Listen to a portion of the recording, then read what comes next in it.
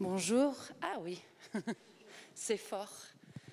Bonjour à tous et bienvenue à cette rencontre. Je suis ravie d'être avec Juan Gabriel Vázquez pour parler de son dernier roman, une rétrospective parue au Seuil. Et c'est un roman, mais en fait, c'est une histoire vraie. C'est une histoire extraordinaire, on peut le dire. C'est l'histoire de Sergio Cabrera. Alors, Sergio Cabrera, désolée, je suis un peu essoufflée des escaliers, tout va bien. Alors, Sergio Cabrera ne vous dit peut-être rien ici en France. En Espagne, on le connaît quand même bien. En Amérique latine, n'en parlons pas. C'est un réalisateur colombien.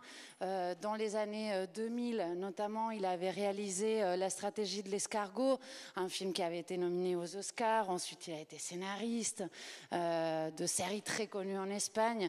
Mais en fait, ici, on n'est pas vraiment venu pour parler des succès de Sergio Cabrera, mais plutôt de son histoire personnelle et de son éducation. Parce qu'en fait, son grand-père, il était républicain espagnol, il a fui l'Espagne pendant la guerre civile, il s'est installé en République dominicaine.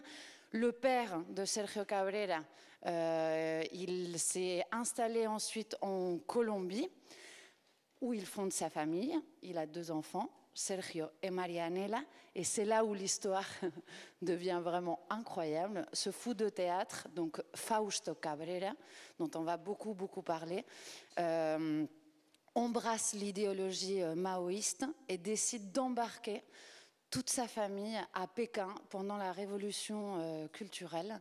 Et donc là, ça devient vraiment fascinant. Ce qui est incroyable, encore une fois, c'est que tout est vrai. Et Juan Gabriel Vázquez, c'est la première question que je vous pose. Vous avez mis 7 ans à écrire ce livre. Et ce livre est aussi, surtout, issu de toutes ces conversations que vous avez eues donc, avec Sergio Cabrera, qui aujourd'hui a 72 ans, et avec sa sœur Marianela. Oui, c'est ça. Bonjour à tous, merci d'être venus. C'est un grand plaisir de vous parler de ce livre, de parler avec Isabelle qui était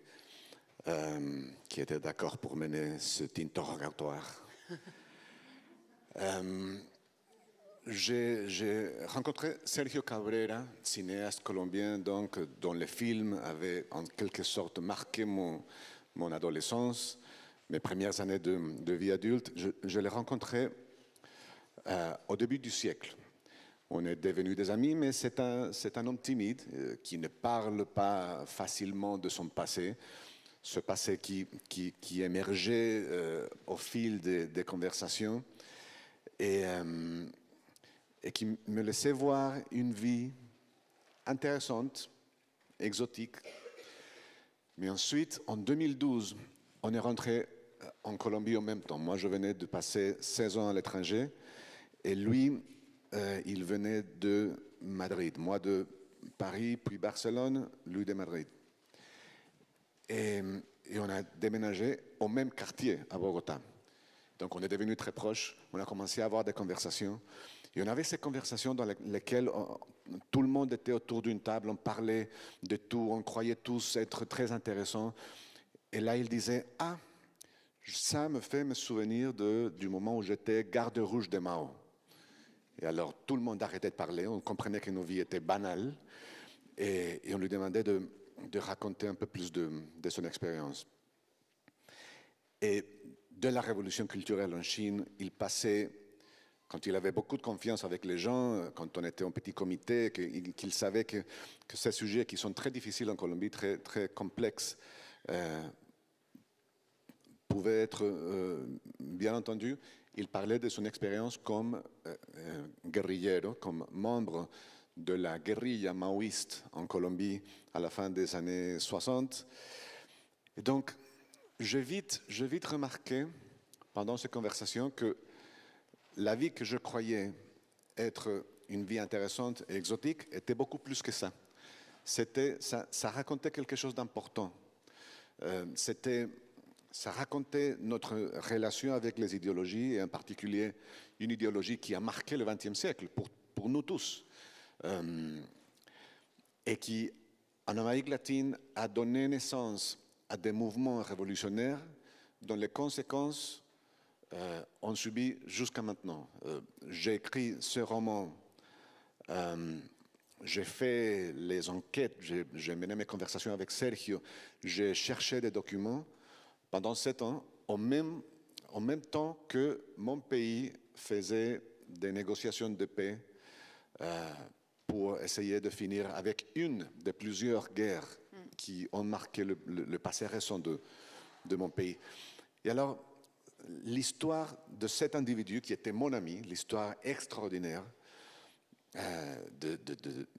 du passé de sa famille comme des républicains exilés, de sa vie comme jeune communiste en Chine, et ensuite comme révolutionnaire armé dans la jungle colombienne, tout ça est devenu une sorte de métaphore pour moi du moment présent de mon pays. Alors c'est une histoire d'aventure extraordinaire pour tout le monde. N'importe quel lecteur dans le monde peut trouver l'intérêt de cette histoire étrange, imprévisible, extraordinaire. Mais pour moi, ça parlait du moment présent qu'on essayait de comprendre en Colombie. Et voilà. Parce qu'en fait, c'est vrai qu'on a, je vous l'ai un peu dit au début, donc ils arrivent en Chine, notamment donc les 4 membres de la famille, et ils sont déjà des maoïstes convaincus. Mais ce qui est quand même encore une fois hallucinant dans l'histoire, c'est qu'au bout d'un moment, les parents partent, quittent les enfants, les laissent en Chine et partent pour s'enrôler dans la jungle colombienne, c'est-à-dire qu'ils embrassent son rôle auprès de la guérilla marxiste-léniniste de l'époque. Et laissent... Marxiste-léniniste, tendance Mao. Mao. C'est très important. Effectivement, parce qu'il y en avait 2.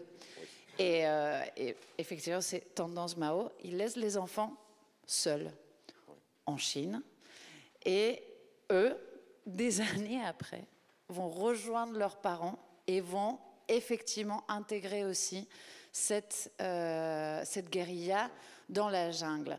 Avant d'en arriver là, parce que c'est quand même, il y a quand même un désenchantement qui arrive à ce moment-là. Cette partie chinoise, pour qu'on s'attarde un tout petit peu, elle est quand même... Il n'y a pas que, ils sont colombiens, ils arrivent là-bas, ils s'installent à l'hôtel de l'Amitié. Est-ce que vous pouvez déjà nous parler un peu de ça?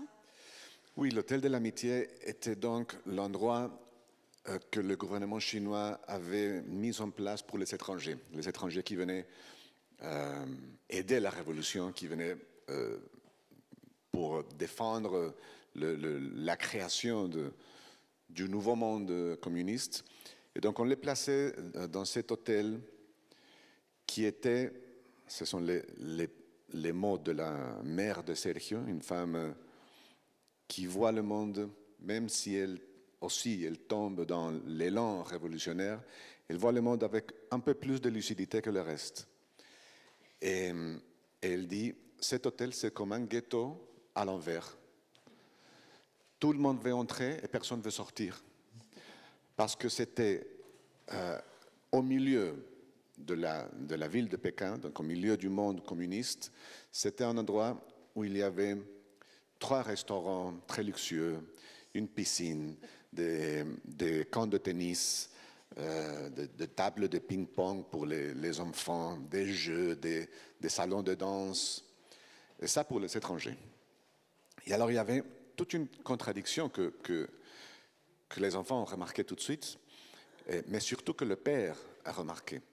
Et alors, quand il décide de laisser ses enfants seuls en Chine pour entrer en Colombie et rejoindre la guérilla maoïste, ils acceptent la proposition du Parti communiste, ou ils la cherchent, on ne sait jamais comment ça se passe,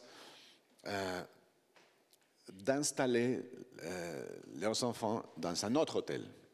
La deuxième partie du livre s'appelle « La révolution dans les hôtels ». Et l'autre hôtel est un bâtiment de 17 étages où ils sont ces deux Colombiens, donc 15 et 13 ans, 16 et 14 ans, Sergio et Marianela.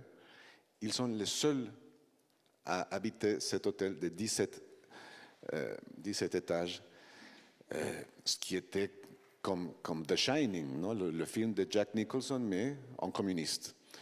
Et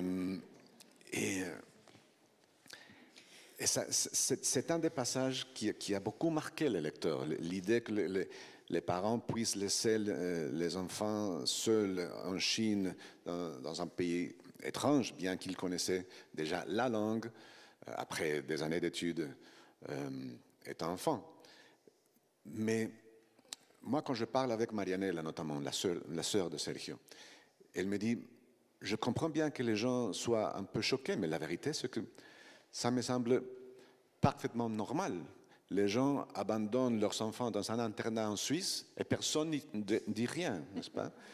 Et pourquoi va-t-on se plaindre si on nous abandonne en Chine communiste? Effectivement, mais en plus de l'histoire qui en soi est inhabituelle, il y a une dimension au-dessus, c'est la dimension fanatique, c'est-à-dire que c'est ce père Fausto Cabrera, donc, qui est un fou de théâtre, qui a contribué d'ailleurs à mettre en scène les premières pièces de théâtre, tout ça est vrai. Les premières pièces de théâtre à la télévision colombienne, lorsqu'il y a eu les premiers postes de télévision en Colombie, et qui aide donc la révolution culturelle, hein, avec ses pièces de théâtre et son travail de metteur en scène, donc inculque cette idéologie à sa femme, elle est déjà convaincue, mais à ses enfants, et donc les quitte. Et ce qui est frappant, et j'aimerais vous lire un extrait sur ça, c'est qu'il leur laisse une lettre qui doit être un peu leur guide. Ils n'ont que cette lettre. Et cette lettre va, selon Fausto, les aider dans des moments de détresse.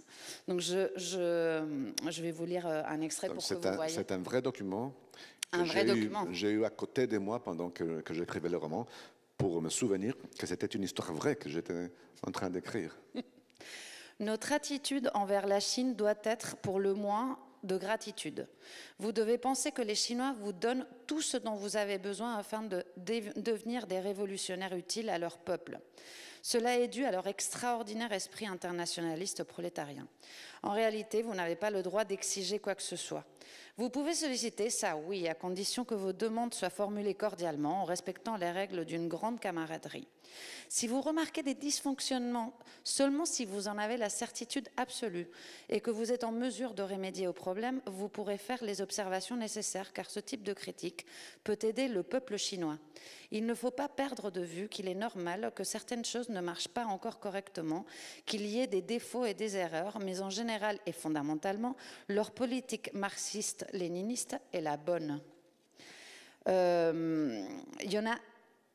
Il y a plusieurs extraits en fait de cette lettre au départ de Fausto et de Luz Helena, parce que justement on essaie de suivre toujours Sergio Cabrera et sa vie et sa nouvelle vie en Chine à l'aune aussi de ces documents. Et ce qui est frappant, après, j'arrête de lire, c'est encore un autre document vrai, c'est le journal de sa sœur Maria Elena, parce qu'ils arrivent quand même leur rêve, c'est de travailler dans une usine et d'aider vraiment la révolution concrètement. Et donc, pour introduire ce sujet sur le fanatisme, je vous lis ça. 14 février 1968. Je reviens de chez moi, de chez mon ami Karl, son amoureux. Je suis profondément triste de voir mon camarade dans cet état et me demande si c'est lui qui a changé ou moi. Je pensais à cela en retournant à l'hôtel pour voir ce que le président Mao avait à me dire à ce sujet et en fin de compte, je crois que c'est moi qui ai changé. Je remercie infiniment mes camarades, les travailleurs de l'usine, de m'avoir aidé à réformer mon idéologie. Ils m'ont soutenu dans l'édification d'une idéologie prolétarienne qui m'incitera toujours à servir notre parti et le peuple de mon pays. C'est avec beaucoup de respect que je remercie le peuple chinois de m'avoir choisi comme compagne d'armes dans notre lutte commune pour le communisme. Ô grand président Mao, ta pensée a été jetée, une lumière étincelante dans mon cœur. Ô cher président Mao, tu es réellement un soleil rouge, plus rouge que mon cœur. Je suis prête à toujours obéir à tes paroles, à diffuser ta grande idéologie en Colombie, à la propager car elle est la plus grande des vérités et notre peuple colombien ne doit jamais s'en écarter. Il y a 15 000 points d'exclamation que vous ne pouvez pas voir. Président Mao, je t'aime chaque jour davantage. Je peux me passer de mon père et de ma mère, mais pas de ta grande idéologie. Oui, une des questions qui ont donné forme au roman.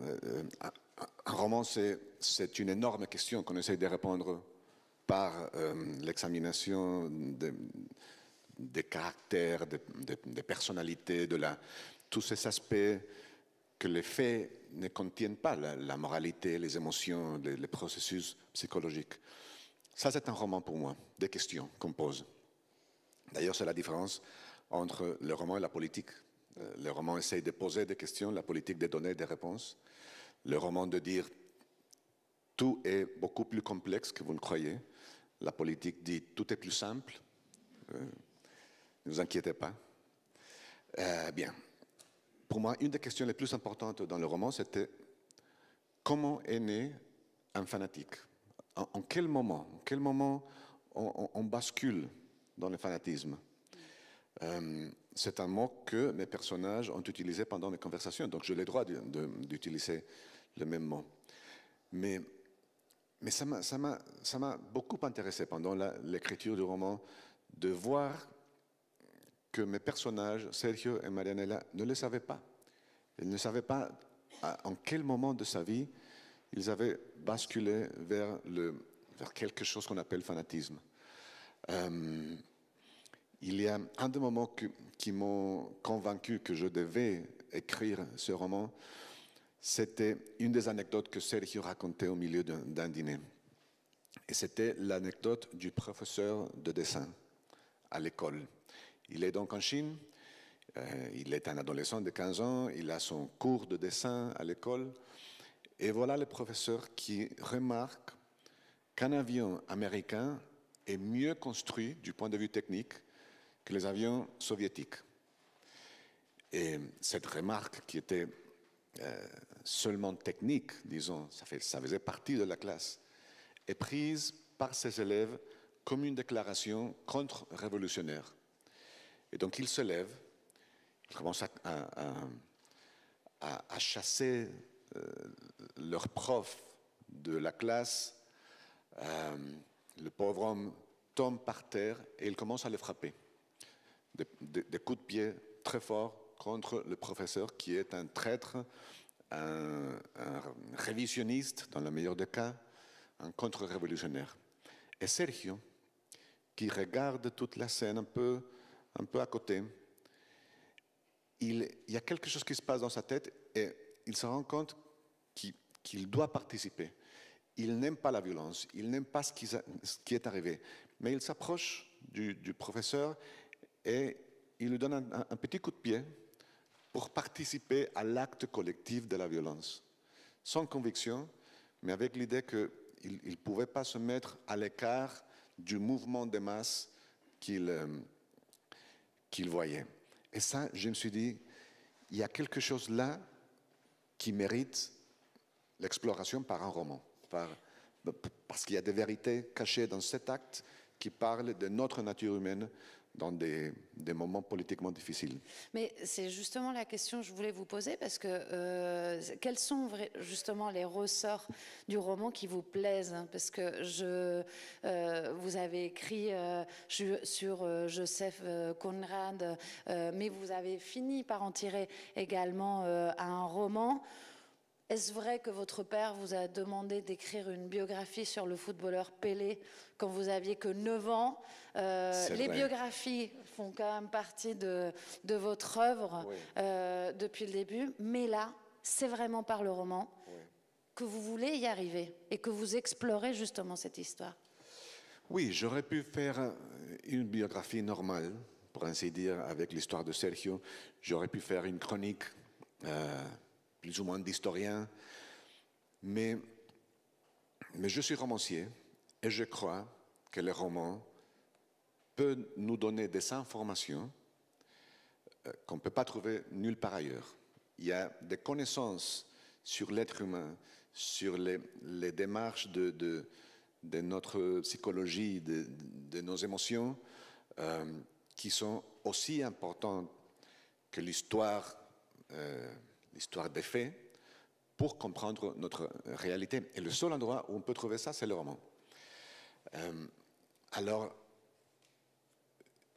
cette histoire, il n'y a rien d'inventé dans le roman. Tous les faits, on va dire, extérieurs, visibles, que je raconte dans le roman, sont vrais. Mais j'ai pris les instruments du roman pour essayer de raconter tout ce que les faits ne peuvent pas raconter tout seuls. Il y a une page que j'adore de la fin de la recherche du temps perdu de Proust, où le narrateur Marcel dit qu'un écrivain finalement ne doit rien inventer parce que tout le monde porte un livre en soi. Et donc l'écrivain ne fait rien de plus que traduire son livre intérieur. Moi, j'adore cette idée.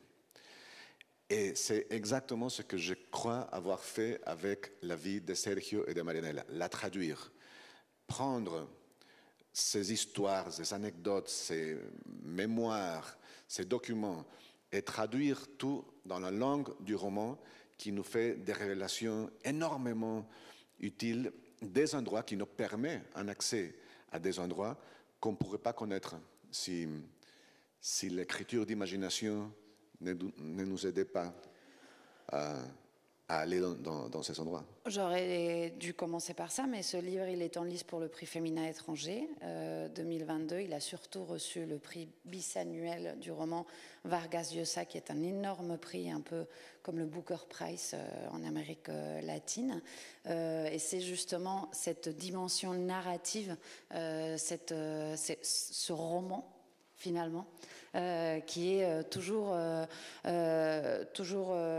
saluer et surtout analyser. Ce qui revient de toute façon, c'est votre exploration de la violence dans votre pays. C'est un sujet qui a toujours traversé vos livres, et la politique, vous en parlez déjà un tout petit peu maintenant. Là, on est sur ce sujet du fanatisme, mais on a l'impression que vous êtes arrivé à un autre point. On parle toujours des guérillas. Qu'est-ce qui vous intéresse aujourd'hui sur cette histoire contemporaine de la Colombie? Qu'est-ce que vous avez envie aujourd'hui de raconter ou de continuer à explorer? Oui, de continuer à poser des questions sur la nature de cette violence. C'est quelque chose qui nous tracasse, romancier colombien, depuis toujours.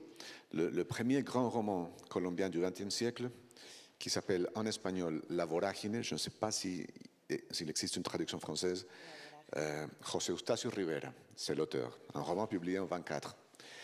Et la première ligne du roman dit plus ou moins « J'ai joué mon cœur au hasard et c'est la violence qui l'a gagné ». Donc le mot « violence » est déjà dans la première ligne de ce roman. C'est la grande question que ça posait la littérature colombienne depuis 100 ans, depuis que le roman est un genre mûr en Colombie. Gabriel García Márquez, bien sûr, a dédié des pages, des longs passages de ses romans à l'exploration de la violence. Pas de lettres pour le colonel, 100 ans de solitude, sont des romans qui, parmi d'autres choses, s'intéressent au mécanisme de la violence. D'où ça sort? Pourquoi on est comme pays, pourquoi on est incapable de sortir des dynamiques de la violence? Qu'est-ce qui fait que la violence soit comme un monstre qui se nourrit lui-même? Et c'est impossible de rompre cette dynamique. Mais qui se réinvente aussi, parce qu'on rappelle que Voilà. le processus de négociation des accords de paix avec les FARC, donc on rappelle que les FARC, c'est vraiment une seule des guérillas Oui, des 3 ou 4 guérillas colombiennes. qui ont marqué. Voilà, on parle de 52 ans de conflit armé en Colombie. Il y a eu, c'est quand même incroyable, il y a eu quand même cet accord de paix qui a été trouvé à La Havane en 2016, qui a été soumis à un référendum aux électeurs colombiens. Il a été rejeté depuis. Donc en fait, il y a une sorte de réinvention constante de la violence aussi en Amérique latine et notamment en Colombie. Oui, oui, il y a des mécanismes invisibles, des mécanismes psychologiques des Colombiens, des forces politiques qui se nourrissent, elles aussi, de la violence et pour lesquelles l'idée d'un pays en paix n'est pas intéressante. C'est une perte de pouvoir en quelque sorte. Mais c'est surtout les mécanismes invisibles que je voulais trouver avec ce livre. Donc ça, c'est un livre, pour moi en quelque sorte, c'est un livre d'aventure. C'est un livre du 19e siècle. C'est une narration qui va très vite, j'ai lu beaucoup de Stendhal, par exemple, pour écrire les romans. Mais ce qu'il raconte, derrière la forme classique de la littérature réaliste, d'aventure, de la littérature politique, ce que j'essaie de trouver, c'est la même obsession qui m'a marqué dans toute ma carrière d'écrivain depuis un roman qui s'appelle Les Dénonciateurs. C'est essayer de comprendre l'endroit où se croisent les forces de l'histoire et de la politique avec nos destins intimes, nos vies privées, nos vies de père et fils, et nos vies de couple, et nos relations de frères et sœurs. Le côté intime de nos vies est déformé et envahi d'abord, ensuite déformé par des forces invisibles de l'histoire et de la politique. Et moi, je parlais avec Sergio dans nos conversations, il me racontait sa vie, et je me disais, c'est comme si un de mes livres me parlait. Je voyais un de mes livres en chair et en os, parce que c'était ça sa vie. Sa vie était la métaphore parfaite de cette question. Comment les forces de la politique et de l'histoire nous influencent tous. Et comment on s'en sort après? Parce que y a cette question de l'idéologie maoïste, du militantisme, du fanatisme qu'on vient d'évoquer, mais il y a aussi cette mise en pratique et ce désenchantement. C'est-à-dire que Marianela et Sergio rentrent de Chine. Son rôle dans la guérilla marxiste-léniniste à tendance maoïste colombienne. Et là, c'est le drame. C'est-à-dire qu'en fait, ils avaient vécu un militantisme théorique, très protégé, dans cet hôtel de l'amitié qui est totalement un peu à côté, on va le dire. Ils sont gardes rouges, effectivement, ils font quelques séjours en usine. Mais bon, ils sont quand même assez protégés. C'est des expats maoïstes, finalement. Et en fait, ils se retrouvent au cœur du sujet, dans la jungle colombienne. Et alors là, je peux vous dire que si vous avez la phobie des moustiques, vous allez le vivre en direct.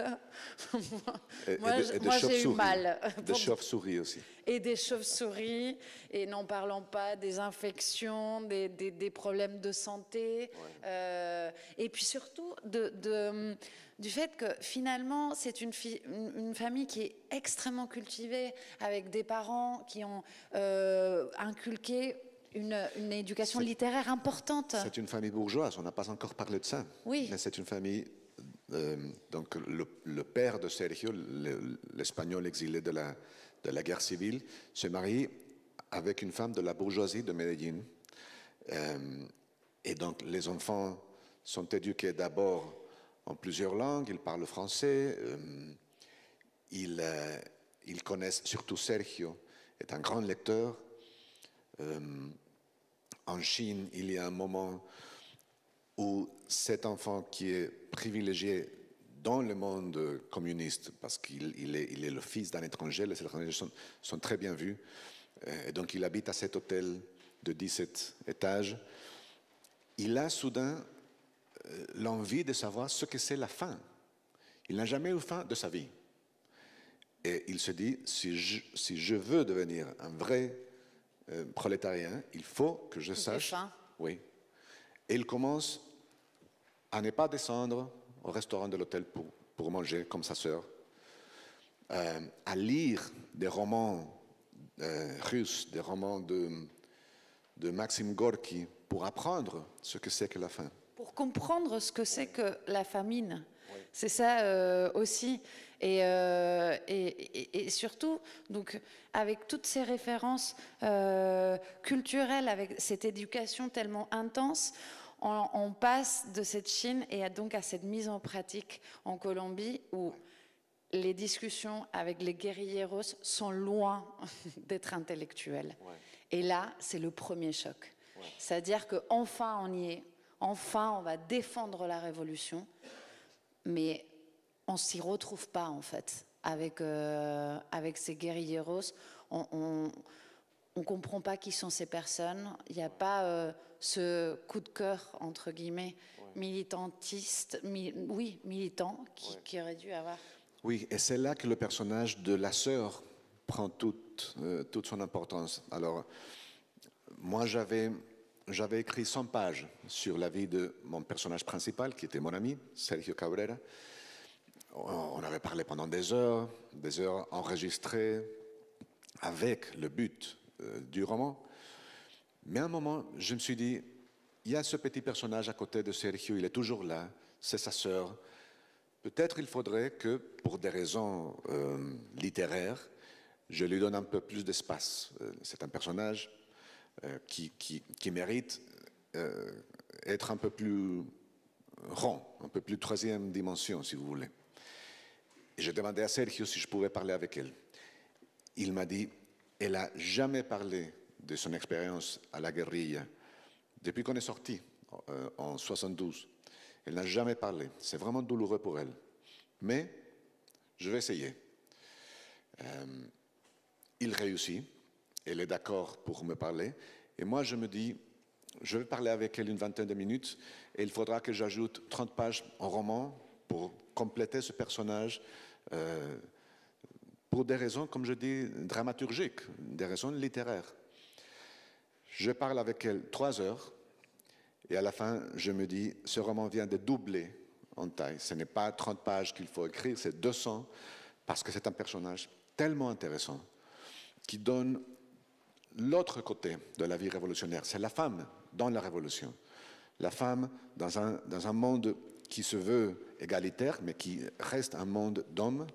La femme qui doit subir des choses que les leaders de la guérilla ne subissent pas parce qu'ils ont des hommes.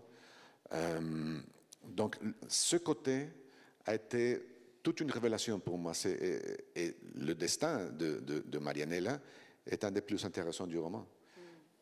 Donc, voilà. Je vais vous lire encore un petit extrait qui raconte bien justement cette partie, page 418.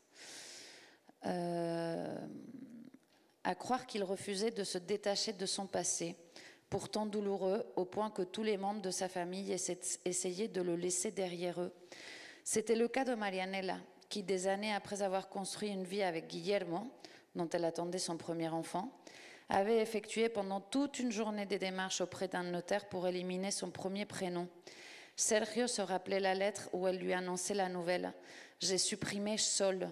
Je ne veux plus jamais l'entendre. » Parce qu'elle s'appelle Sol. Ils ont, évidemment, vous l'avez dit, mais ils sont bilingues chinois, hein, tous les deux. Ils parlent couramment chinois. Et lorsqu'ils intègrent la guérilla, on leur donne un nom de révolutionnaire. Ouais. Donc Sergio devient Raoul et Marianela devient Sol. Elle parlait souvent de cela, la souffrance qu'elle ressentait encore à cause de son passé dans la guérilla. les efforts presque physiques qu'elle avait fournis pour oublier tout ce qui avait eu lieu à l'époque, ses regrets, sa culpabilité, sa haine. Oui, elle parlait aussi de sa haine. Et Sergio, dont les émotions n'avaient jamais atteint la puissance explosive de celle de sa sœur, comprenait parfaitement ce qu'elle voulait dire et pourquoi elle n'avait jamais eu les mots pour exprimer l'intensité de son désenchantement. Quelques années auparavant, en lisant Vie et destin de Wassily Grossman, il était tombé sur une phrase qui avait dépoussiéré ses souvenirs les plus dérangeants. Parfois, les hommes qui vont ensemble au combat se détestent plus les uns les autres qu'ils ne détestent leur ennemi commun. Il avait envoyé à Marianella une photo de la phrase soulignée sans l'analyser ni faire de commentaires. Elle lui avait répondu en 7 mots amers, « Il n'y a rien à ajouter ». Oui, il faut savoir que sur Comment la famille, on vit après ça? Oui, voilà, exactement. Donc la famille est sortie de la guérilla colombienne en 72 et à partir de là, il y a comme un pacte de silence qui s'installe sur la famille. On n'en parlait pas. C'était douloureux, c'était traumatisant. C'était aussi difficile d'expliquer au monde en Colombie qu'on avait appartenu à la guérilla, surtout quand on vient d'un milieu bourgeois. C'était aussi une des raisons qui ont fait qu'écrire ce roman et le publier maintenant soit un peu difficile et risqué. Mais je voulais dire que le fait du silence a donné des conséquences extraordinaires.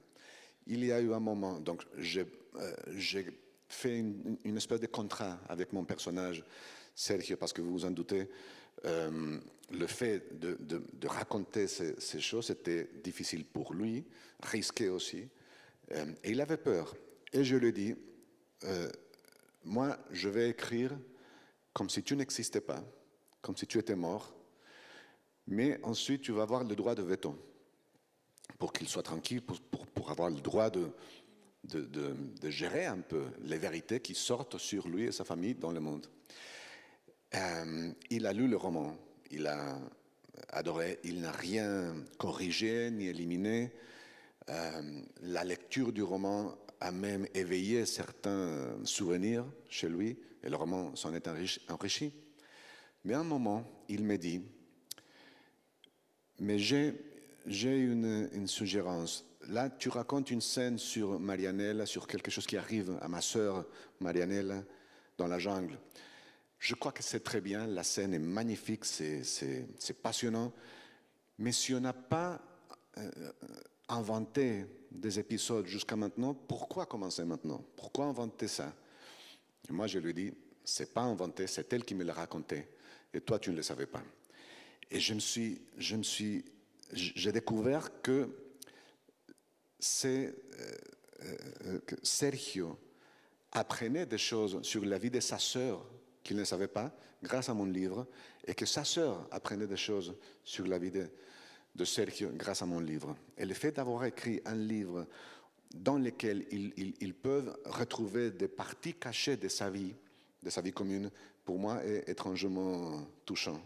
Et il y a aussi, parce qu'on est sur une histoire quand même extraordinaire, mais il y a quand même ce thème universel qui est la place du père, où j'imagine aussi il a pu peut-être comprendre des choses ou pas, parce que c'est vrai que finalement Fausto Cabrera, donc le père de Sergio Cabrera, était quelqu'un de très connu avec une carrière d'artiste en fait qui a beaucoup, voire totalement influencé la carrière de cinéaste de Sergio Cabrera. Donc on part d'une idéologie maoïste avec toute l'histoire qu'on vient de vous raconter, mais qui est allée beaucoup plus loin parce que cette figure du père est quand même omniprésente dans cette famille. C'est lui qui a tout décidé pour tous les 4.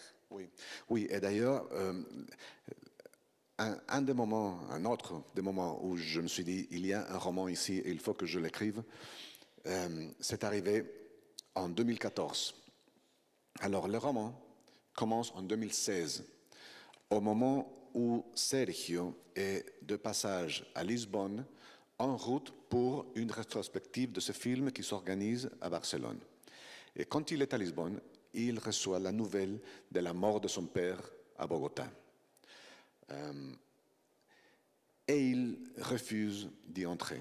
il refuse d'entrer en Colombie pour assister aux funérailles de son père.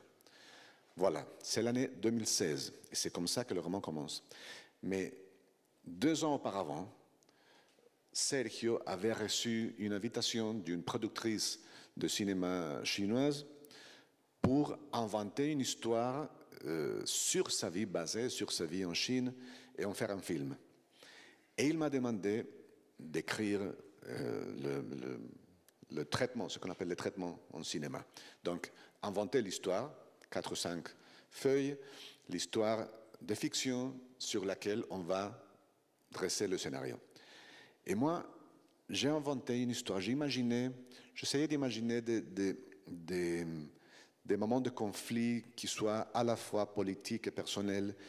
Et j'imagine un réalisateur de telenovelas, donc de feuilletons colombiens, qui se rend en Chine. Et quand il est en Chine, il reçoit la nouvelle de la mort de son père en Colombie. Et il refuse d'y entrer. Il décide de rester en Chine au lieu de rentrer en Colombie pour assister aux funérailles de son père. Donc, 2 ans avant que la même chose arrive à Sergio, j'avais déjà prévu cette situation, je ne sais pas pourquoi. Quand le père de Sergio est mort, je lui ai écrit pour lui donner mes condoléances. Et il a pris 3 jours à me répondre, ce qui n'était pas normal. Il répond toujours tout de suite. Mais à la fin, il m'a écrit, il m'a dit pardon pour le retard, mais j'étais sous le choc de me rendre compte que j'ai imité dans la vie réelle ce que ton personnage, il y a 2 ans, avait fait dans la vie d'imagination. Et pour moi, c'est la métaphore parfaite de quelque chose que j'ai vu chez lui. Quelque chose, un conflit avec son père qui avait une profondité qu'il fallait explorer par un roman. Son père qui lui avait hérité son métier, sa passion pour les arts scéniques, mais aussi qui était responsable des moments les plus difficiles et des mémoires les plus douloureuses de sa vie. Donc cette ambiguïté, cette relation tendue avec son père, ça méritait un roman. Et c'est comme ça que c'est une des raisons pour lesquelles j'ai trouvé qu'il fallait utiliser le langage de la fiction et non pas de la biographie ou de l'histoire pour raconter leur histoire. Mais c'est aussi frappant de comprendre que s'il y a de la rancœur, c'est que ce soit dans le cas de cet extrait de Marianela, comme dans le cas de Sergio, ils s'en veulent à eux-mêmes. On ressent pas. Oui, c'est ça. On ressent pas de. Ils en veulent pas à leur père de les avoir embarqués dans cette aventure incroyable, d'avoir. C'est assez frappant, en fait, de voir à quel point tout le monde assume son rôle, alors qu'il y a quand même une personne qui était à l'origine de tout ça. Oui, je crois que c'est pour ça que j'ai choisi cette façon de raconter l'histoire. Donc, la 3e personne qui parle à travers les yeux, la sensibilité, la psychologie, les émotions, la conscience des personnages, et non pas un roman, disons, à la Emmanuel Carrère, ou à la Javier Cercas, 2 écrivains que j'admire, dont les livres me plaisent beaucoup, qui choisissent, eux, une autre stratégie, de se mettre comme personne réelle au milieu de la recherche qu'ils font, des personnages qu'ils trouvent pour raconter cette histoire. Moi, j'ai choisi cette 3e personne qui me permet d'aller dans la conscience des personnages pour regarder le monde à chaque moment à partir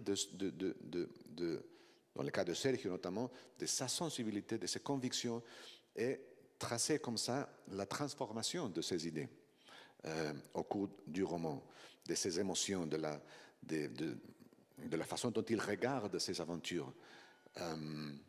C'était une décision très importante, parce que moi, entre autres, je voulais que les romans deviennent, dans un moment où nous habitons tous un monde qui n'arrête pas de juger les autres. N'est-ce pas? C'est ça les réseaux sociaux. Les réseaux sociaux sont des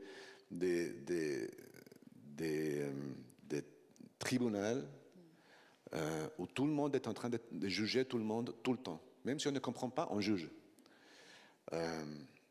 D'ailleurs, particulièrement, si on ne comprend pas, on juge. Et pour moi, un roman, c'est exactement l'opposé. Un roman, c'est l'endroit dans lequel on va, pas pour absoudre les innocents et condamner les coupables, mais pour comprendre. Et mon roman, c'est une invitation aux lecteurs colombiens d'abord, mais à vous tous, à comprendre des situations et des personnages qui, dans la vie réelle, subissent la plupart des fois notre jugement le plus sévère. Cette idée du roman comme l'espace, comme dit Milan Kundera dans un livre magnifique qui s'appelle Le Testament trahi, que je vous conseille, il dit le roman est le territoire où le jugement moral est suspendu. Et pour moi, c'est comme une déclaration de foi. Mais vous parlez du roman, que donc on a compris vous affectionnez, des biographies que vous n'écrivez pas en tant que biographe, mais il faut dire, Juan, que vous vous intéressez surtout aux vies des autres. C'est ça, oui. Non, je suis un curieux, un impertinent. Là, ça fait partie de, je crois, d'une certaine manière de vivre dans le monde qui est très liée à ma passion pour le roman comme genre. Le roman est né de notre curiosité pour la vie des autres. D'ailleurs, le roman, c'est le seul endroit où on peut aller pour savoir comment les autres vivent sa vie cachée, sa vie invisible. On est des curieux, on veut savoir les secrets des autres. Il y a une nouvelle d'un écrivain russe, Anton Tchekhov, une nouvelle qui s'appelle La Dame au petit chien, une des meilleures nouvelles de l'histoire de la littérature. C'est extraordinaire. Et à la fin, le personnage fait cette réflexion. Il se dit que le côté le plus intéressant de n'importe quelle personne est toujours le côté caché, le côté qu'on veut garder en secret.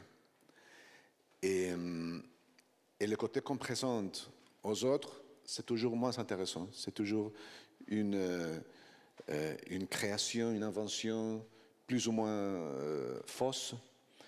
Et tout ce qui est vraiment intéressant dans nos vies, on le cache, on le garde en secret pour nous. Eh bien, la littérature est la seule façon de savoir qu'est-ce que c'est que ce côté secret. De connaître les secrets des autres, les mystères, les coins obscurs que nous avons tous. C'est ça, la littérature d'imagination, c'est ça le roman. Et c'est ce que j'essayais de faire avec les pauvres Sergio et Marianela. Et c'est ce que vous avez l'intention de continuer de faire? Vous êtes déjà en train de travailler sur un prochain personnage Sur une prochaine impertinence. Avec ce côté un peu journalistique aussi, on doit le dire. Ah non, puisque vous êtes aussi journaliste. Très journalistique. Bon, j'ai compris au fil des livres qu'il y a 3 étapes dans ma méthode d'écrivain. D'abord, je suis journaliste parce que tous mes livres sont nés d'une rencontre, une personne réelle que je rencontre. Le dénonciateur, c'était une dame juive allemande qui est arrivée en Colombie en 1938, qui me raconte son histoire fascinante comme réfugiée juive en Colombie pendant la guerre. Tous mes romans partent d'une conversation qui devient interview journalistique. Et ensuite, je fais vraiment du reportage pour commencer à écrire sur cette personne qui m'a beaucoup intéressé. Ensuite, il y a l'historien qui arrive. Donc, je commence à faire des fouilles dans des archives. Il y a des images dans le livre, des photographies de l'époque chinoise, de l'époque espagnole, de la famille de Sergio, qui sont des documents. C'est un roman à documents. Et c'est un travail d'historien. Et à la fin, il y a les romanciers qui arrivent pour essayer de dire tout ce que les documents et les interviews ne disent pas. Pour essayer, c'est une obligation, pour moi c'est une obligation presque morale. Je n'écrirais pas un roman si c'était pour vous raconter la même chose que vous pouvez trouver dans Internet ou dans un livre d'histoire. C'est pour raconter des choses qu'on ne trouve pas ailleurs. Et c'est là le côté romancier, le côté d'interpréter ces vies qui ne sont pas les miennes,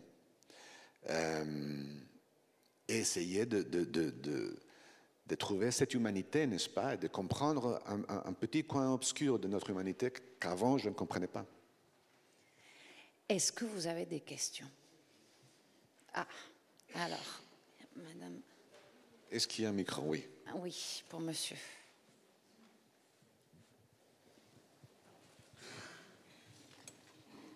Oui, bonjour et merci d'être là. Bonjour. Ma question est sans jugement. Mais vous qui avez rencontré les protagonistes, ils vont nous expliquer pourquoi le père avait choisi le maoïsme parmi toutes les tendances de gauche qu'il y avait à l'époque. Oui, alors je crois que c'était un parti par hasard, par le fait qu'il est invité en Chine en 1963, donc 4 ans après la révolution cubaine. Il était déjà un militant des idées socialistes, mais en Chine, où il est allé parce qu'il avait reçu une invitation de la Chine, non pas de Moscou, en Chine, il trouve des rapports avec le maoïsme qui passent par sa passion, qui est le théâtre. Donc il découvre que le théâtre chinois, et ça c'est via Bertolt Brecht, qu'il adorait. Bertolt Brecht, dramaturge allemand que vous connaissez, qui était aussi un grand amateur du théâtre chinois classique. Et donc, Fausto, le père de Sergio, ressent une sorte d'identité avec le maoïsme par la culture des arts dramatiques qu'il a commencé à connaître. Je crois que c'est ça. Et ensuite, c'était l'endroit où il était. Et donc, il s'est emparé de la philosophie maoïste. Il a trouvé juste, il a trouvé que c'était sa façon à lui de faire la révolution et donner naissance à un monde meilleur, à l'homme nouveau. Mais s'il avait reçu une invitation pour Moscou, probablement il serait devenu marxiste-léniniste, tendance soviétique, et non pas l'autre. Merci. Merci. Question au fond. Je donne un petit coup.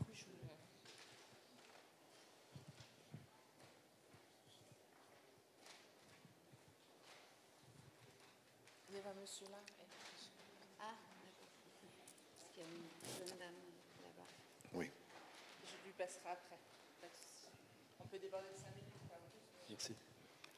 Est-il vrai que Che Guevara aurait été, disons, participé à la révolution en Colombie et après, excessivement malade, aurait été soigné en Tchécoslovaquie? Donc il n'a pas participé à la révolution en Colombie, non, mais il était un modèle très important. Donc en Colombie, on a, parce qu'on aime bien la diversité, on a une guérilla maoïste, une guérilla marxiste-léniniste tendance soviétique, les FARC, et une troisième qui s'appelle ELN, qui est la guérilla tendance cubaine, qui a la philosophie de Che Guevara comme disons, fil non, de pensée. Mais il n'est pas allé en Colombie, non. Donc il a fait le saut, il est allé à Bolivie, il a été tué en Bolivie. Et c'est d'ailleurs, je tiens à vous raconter ça, c'est d'ailleurs, moi j'ai dû enlever beaucoup de scènes du roman, parce que dans une vie aussi riche que la vie de Sergio et sa famille, ça allait dans tous les sens. J'aurais pu faire un livre de 1000 pages qui donc n'est pas de forme, avec la richesse de l'expérience de ces gens. J'ai choisi de faire comme un sculpteur, de trouver dans la montagne de l'expérience de la famille une figure qui raconte une chose. Entre les scènes que j'ai éliminées, il y avait le moment où Che Guevara est arrivé à Pékin et la famille Cabrera le voit de loin et lui lance des cris d'émotion et le voit dire au revoir comme une célébrité et disparaître derrière une porte. Et voilà, pas plus que ça. Mais c'était sympa pour le lecteur. Et moi, je me suis dit, la différence entre une biographie et un roman, c'est que le roman doit éliminer les choses sympas si elles ne servent pas à aucun autre objectif. Merci.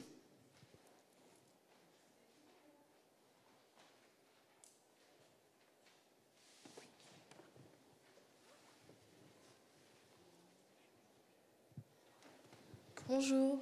Bonjour. Moi, j'avais une question. Vous avez dit que vous avez fait un travail journalistique, historique, de romancier. Mais est-ce que vous faites aussi un travail de traducteur, c'est-à-dire vous écrivez vos textes en espagnol et vous les traduisez vous-même en français? Non, alors j'ai une traductrice extrêmement douée.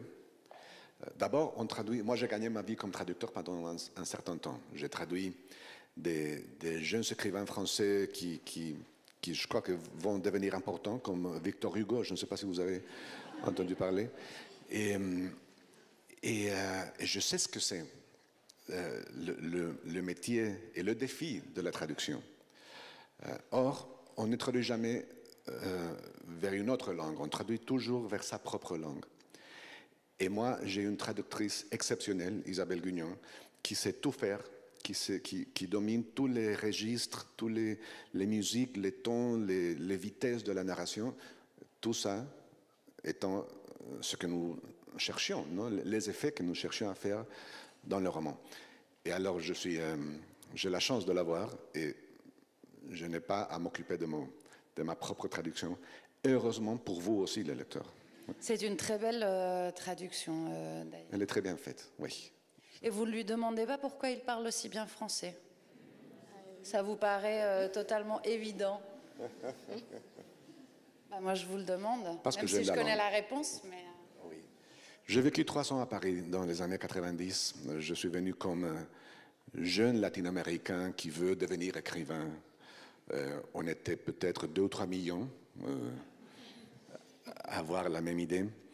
Je ne sais pas si vous le savez, mais Paris est une ville très importante pour la littérature latino-américaine des années 60.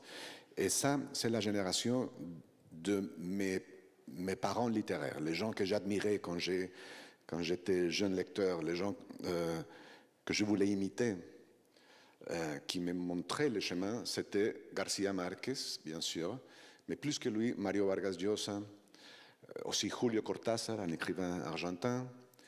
Et ils sont tous vécus à Paris, Vargas Llosa, Cortázar longtemps, García Márquez très peu de temps, mais il écrit pas de lettres pour le colonel à Paris. Et donc il y avait une sorte de relation très forte de la littérature latino-américaine à Paris, qui a commencé d'ailleurs en 1900. En 1900, il y avait un poète du Nicaragua qui s'appelle Rubén Darío, c'est un des grands poètes de la langue espagnole, respecté dans tout le monde, qui en 1900 est arrivé à Paris.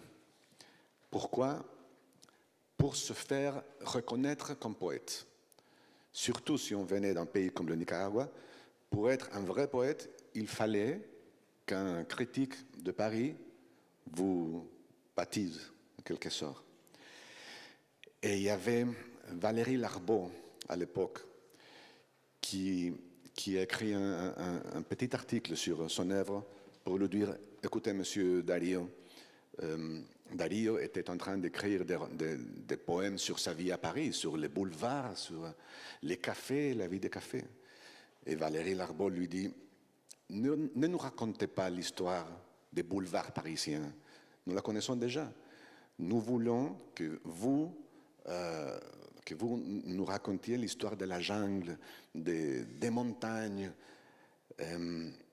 C'était pour moi la première fois que les lecteurs européens demandent à les latino-américains d'être des latino-américains professionnels. Non? Ne pas seulement être des poètes ou des romanciers, mais latino-américains. Et c'est très intéressant, cette dynamique. Bon, ça fait partie de ça, mon choix de Paris dans les années 90, qui m'a donné le goût de la langue, l'amour de la langue et de la littérature française pour toujours.